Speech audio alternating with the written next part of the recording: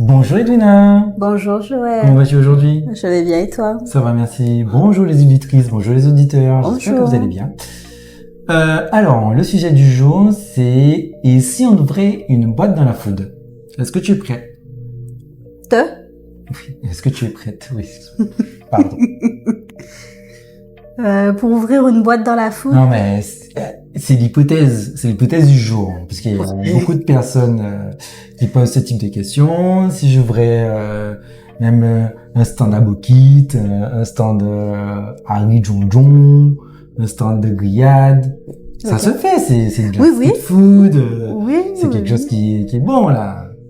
Si tu le dis. Moun qu'a acheté, ti mal, non? Oui, oui. Les gens achètent, pardon, pour ceux qui parlent pas créole. Et par Et quoi aurais-tu commencé? Ah non, non, Ah non, non. non. Écoute, je ne vais pas ouvrir dans la food, donc c'est pas la peine de me demander par quoi je vais commencer. Ok, Par d'accord. quoi tu vas commencer? Par quoi je vais le commencer? Ouais. Business plan, niggas! Donc, déjà, dans un premier temps, première chose à savoir exactement, c'est déjà où est-ce que je vais ouvrir, combien je vais vendre mes menus, ok? Alors, mes plats ou mes Mes menus. plats ou mes menus. Et ou mes menus, ouais. pour le coup. Oui, non, c'est pas ce que j'ai dit. Et ou mes menus, si je l'ai pas dit correctement, excusez-moi. Et donc, par conséquent, l'objectif derrière, c'est de savoir exactement où est mon seuil de rentabilité. Ok, juste avec mon business plan. J'ai même pas besoin d'aller chercher à gauche, à droite et compagnie. Hein. J'ai juste besoin de savoir exactement, au prix que fait la concurrence. Si je m'aligne exactement au prix que fait la concurrence, si j'achète les éléments chez ProApro en Guadeloupe, il y a ProApro, il y a Métro en métropole, il y a quoi d'autre? Alors, faut en citer au moins 3 histoire que Ouais. on compense pas que tu fasses C'est de pour ça la que pub. j'essaie de trouver. Il y a souvent là un de nos clients IM. parlait. Ah, merci. IM, exactement. IM. Et je dirais en tout cas aller voir les prix du pilon de poulet au kilo, si je me mets du riz pour pouvoir faire le riz jonjon avec les petits cubes et compagnie. J'ai jamais fait de riz jonjon d'ailleurs. Les petites boules et compagnie. Non mais tu vois, non mais je vais aller voir la matière première, je regarde le coût de la matière première et derrière je mets ça directement dans mon business plan et je regarde exactement qu'est-ce que ça donne. Ok? Faut savoir exactement. T'as fait ton business plan. So, Ok, une fois que je sais que j'ai fait mon business plan, il faut savoir exactement, quel type de loyer maintenant je peux me permettre de payer. mais tu l'as fait tu as regardé ça dans ton business Tu as plan. regardé ça dans ton business plan, mais jusqu'à maintenant, t'as fait que des hypothèses. T'as pas été à regarder les agences immobilières pour savoir exactement. Alors, lorsque t'as fait ton business plan, tu t'as pas... Alors, non, première chose, Le loyer. parce qu'en fait, J'hypothétise. j'hypothétise déjà de un. J'hypothétise en fait tout sur mon business plan. J'ai été voir quand même chez AIM, chez ProApro, chez Métro, exactement, pour savoir exactement les prix de ma matière première. Ok, je vais aller chercher le coût de l'assurance, je vais aller chercher les différents éléments, voilà.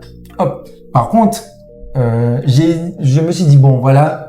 Je vais aller me placer plutôt. Ah, mais voilà. Non, mais attends. Je vais aller me placer plutôt là parce que c'est plutôt intéressant. Là, je vais aller chercher exactement, l'emplacement. Ok. Donc, je vais aller chercher, voir les agences immobilières, voir sur le bon coin, où est-ce que je peux me placer, etc. Oui, mais ça, tu peux déjà le faire lorsque tu fais ton business plan. C'est vrai que je peux le faire directement chez moi. Mais comme c'est quand même un élément, je trouve, qui peut être quand même assez impactant derrière pour savoir exactement, c'est une charge qui peut être importante, en plus de la matière première. Okay. Pas aussi importante que la matière première, mais ok.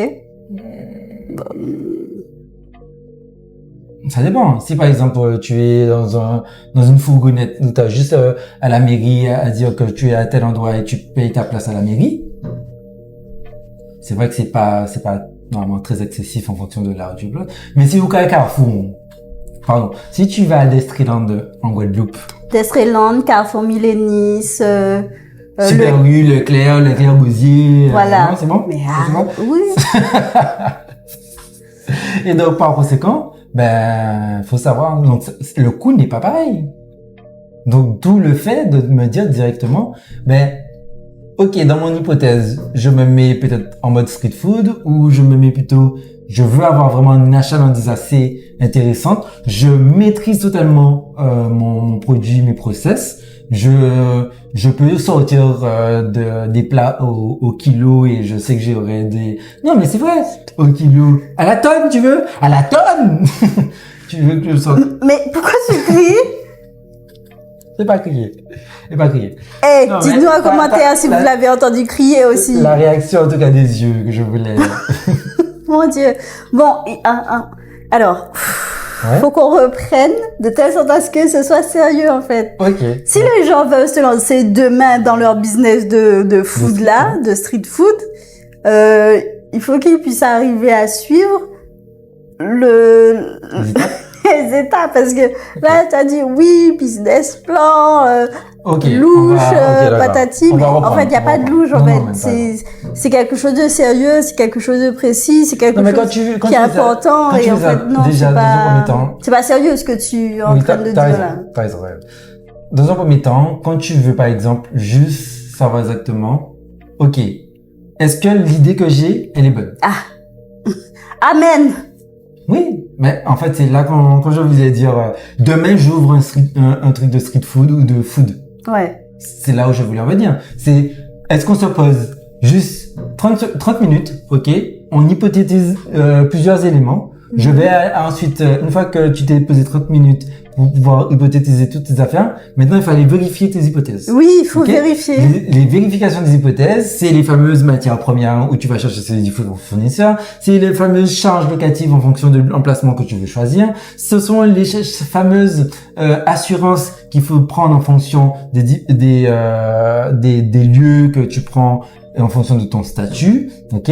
Et aussi derrière, l'objectif, c'est de savoir exactement est-ce que je prends un employé ou pas et est-ce que j'ai assez de marge pour pouvoir prendre mon employé dans l'hypothèse que je prends. Oui. Voilà. Donc c'est juste là déjà les premières étapes à suivre, c'est ça. Ok. Et ça sert à rien d'aller à gauche à droite, d'aller choisir déjà son paquet de riz pour ci pour ça. Non, beaucoup moins. Femme moins. Premier vidéo qu'on fait, c'est de savoir exactement, ok, quelle est la marge, où est-ce que tu vois les choses, comment tu vois les choses, et d'aller chercher après les justificatifs de ces fameux chiffres que tu as déjà mis sur ton business plan. Quitte à l'améliorer, quitte à les rectifier, quitte à les conjecturer, en faisant peut-être 1, 2, 3 business plans. Un business plan où c'est chaud, un business plan où tu exploses tout, et un autre business plan qui est un petit peu plus visible que tu pourras te montrer aux banquiers pour pouvoir te suivre, aux investisseurs ou autres. Voilà. Ok. Donc là, c'est déjà les trois éléments, pour moi, en fait, c'est les trois choses à faire. Ok. Une fois que tu as fait ça, ben, il faut savoir exactement, ben, ok, est-ce que j'ai des financements? Si j'ai des financements, ok. Donc c'est le deuxième business plan qui va être utilisé, d'accord. Celui du milieu, celui que tu montres en fait aux investisseurs, aux banquiers. Par exemple, si par exemple t'as pas de financement ou tu sais que les choses vont être chaudes, tu prends ton premier business plan et tu commences petit à petit et tu vas le faire crescendo. Tu vas pas essayer d'investir dans un seul coup de grosses sommes, mais tu vas essayer de faire vraiment les choses palier par palier. Ok, c'est fait. Comment gérer sa communication? Est-ce que tu gères une communication? Est-ce que tu penses que juste le bouche à oreille va faire? Est-ce que tu as tellement choisi ton bon emplacement qu'au final, communication en walou? À quel stade tu te dis, ben, la communication c'est important? À qui tu poses la question là? À toi, est-ce que t'as une petite idée? À quel moment toi tu te dis, bon, là, non, je vais faire de la communication? Est-ce que tu le fais dès le départ? Tu le fais en amont? En aval? Donc, quand t'as déjà commencé, quand tu es déjà en train d'être dans l'opérationnel? Mais ça dépend de tellement de choses. Ça dépend du contexte de la personne, ça dépend de où est-ce qu'elle est positionnée. Ça dépend de ce qu'elle a envie de faire, parce que si tu communiques mais que t'as pas réellement envie de communiquer, que tu te dis bon je communique mais pourvu que ça se fâche pas, concrètement. On parle sur une peur, là, directement. On parle sur un blocage. Mais il y a des gens qui communiquent, mais qui veulent pas que ce soit vu, que ce soit entendu, que ce soit relayé. Et donc, elles jettent de l'argent par la fenêtre si elles payent pour cette communication. Ou même, du coup, elles perdent leur temps. Parce que, mine de rien, si tu payes pas par de l'argent, tu payes par ton temps. Bref. Non, ça dépend. Ça dépend, est-ce que c'est un nouveau produit, est-ce que c'est une innovation entre guillemets, est-ce que c'est un produit entre guillemets de tous les jours, mais que tu revisites, est-ce que c'est un produit commun et que entre guillemets tu fais juste une autre place sur le marché. Et en fonction de ton positionnement sur le marché, soit tu communiques un peu en amont, soit tu communiques quand tu ouvres, soit tu communiques après avoir ouvert, soit tu communiques que lorsqu'il y a des événements. Mais ça dépend. Ça dépend de ce que la personne veut, ça dépend de là où elle est située. Il y a des business qui n'ont pas besoin de communication. Bon. Si ce n'est que pour... McDo, KFC, Burger King, en vrai. Là, tu parles que des marques qui ont une grosse communication. McDo, alors, c'est pas parce qu'on regarde plus la télé que voilà. McDo, je pense, à l'époque où on regardait la télé, il y avait au moins, à chaque coupure pub, il y avait une pub de McDo. Nous sommes d'accord? À la radio, il y a des pubs de McDo. Il y a des pubs de McDo à la radio. Il y a des pubs de McDo à la radio, chef. Ben, je suis désolée. Quand il y a des espèces de promotions, machin, j'entends pas Happy Meal, mais je sais plus les trucs là. De luxe ou pas de luxe, bref. Il y a des publicités, je suis désolé. Donc, là, pour moi, Enfin, ce sont des franchises. C'est peut-être pas le bon exemple, mais pour le coup, toutes les roulottes qui sont sur le bord de route, est-ce qu'elles font de la pub? Je suis pas sûre que toutes font la pub. Et pour autant, ça tourne. Oui. Enfin, et même, je pense qu'elles font elles font de la communication, que ce soit de bouche à oreille ou autre. On sait qu'il y a un commerce qui ouvre, et ne serait-ce que comme on l'avait dit dans un précédent épisode, Google My Business, en fait. Un minimum de communication, entre guillemets, c'est de te positionner sur l'annuaire numérique qui est Google, par le biais de Google My Business. Et en fait, si une personne tape, je sais pas, riz Jonjon, rôtisserie, riz Jonjon, rôtisserie, je sais pas quoi, poulet, frites, au gosier, aux abîmes, à Bémao, peu importe, tu apparaîtras.